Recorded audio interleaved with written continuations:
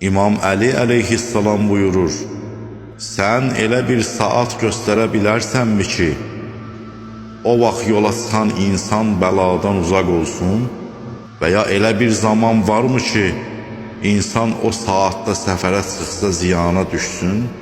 Əgər kimsə buna inansa, artıq Allahdan kömək istəməyə ehtiyac qalmaz. Sənin sözlərinə görə insan uğurunu Allaha yox, sənə borclu bilməlidir. Halbuki xeyir və zərər yalnız Allahın əlindədir. Ey insanlar! Ulduzları yalnız yol tapmaq, vaxtı bilmək və qibləni müəyyən etmək üçün öyrənin. Bundan artığı sizi azdırar. Çünki bu yol kahinliyə aparır. Allahın adı ilə yola çıxın və yalnız ona təvəkkül edin.